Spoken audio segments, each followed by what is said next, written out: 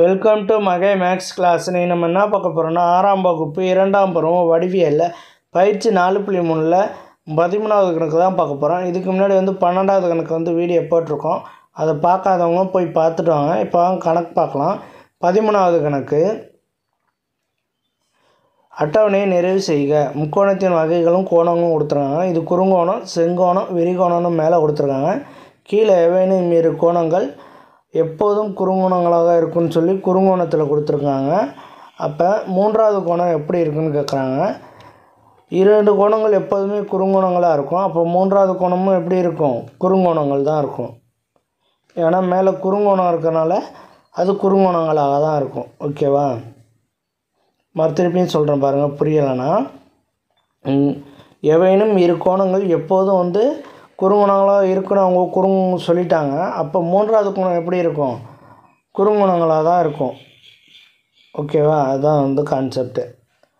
அடுத்து பாருங்கள், செங்கோணம் முக்கோணம். செங்கோணம் முக்கோணத்தில் எவைனும் இரு கோணங்கள் எப்படி இருக்குன்னா, செங்கோணம் முக்கோணம்னாலே 90 டிகிரி இருக்கும் ஒரு கோணம். அப்போ கீழே பாருங்கள், செங்கோணம்னு கொடுத்துறாங்க. அப்போ மேலே இரு கோணங்கள் எப்படி இருக்கும்? குறுங்கோணமாக இருக்கும். அது எப்படி ஏன் குறுங்கோணம்னு சொல்கிறோம்னா 90 டிகிரிக்கு கீழே தான் இருக்கும். ஒரு செங்கோண முக்கோணத்தில் 90 டிகிரினா 1 தான் இருக்க முடியும். அப்போ செங்கோண முக்கோணத்தில் 90 டிகிரி 1 இருக்க முடியும்னா அப்போ மற்ற 2 டிகிரியும் எப்படி இருக்குன்னா குறுங்கோணங்களாக இருக்கும். ஏன் குறுங்கோணம்னா அது 90 டிகிரிக்கு கீழே இருக்கும். ஓகேவா? அப்போ அது குறுங்கோணம். குறுங்கோணம் எப்போதும் அது குறுங்கோணமாக தான் இருக்கும்.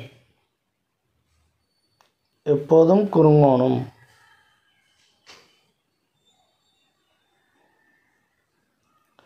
அடுத்து விரிகோண முக்கோணத்தில் எவைனும் இரு கோணங்கள் எப்படி இருக்குன்னு சொல்லியிருக்காங்கன்னா எப்போதுமே குறுங்கோணங்களாக இருக்குன்னு சொல்லிட்டாங்க. எவைனும் இரு கோணங்கள் எப்போதும் குறுங்கோணங்கள் தான் சொல்லிட்டாங்க. அப்போ மூன்றாவது கோணம் எப்படி இருக்குதுன்னு கேட்குறாங்க. மூன்றாவது கோணம் எப்படி இருக்குதுன்னு கேட்குறாங்கன்னா, ஒரு முக்கோணம் தான் விரிகோண முக்கோணம் இருக்குது பாருங்கள். 2 கோணம் குறுங்கோணம். இந்த 2 கோணமும் குறுங்கோணம். அப்போ மூன்றாவது கோணம் எப்படி இருக்குதுன்னு கேட்குறாங்க. இப்போ இது 190 டிகிரிக்கு மேலே தான் இருக்கும் இந்த இது. அப்போ அது விரிகோணமாக தான் இருக்கும். இது 90 டிகிரிக்கு மேலே இருக்கனால இது விரிகோணம். விரிகோணம்.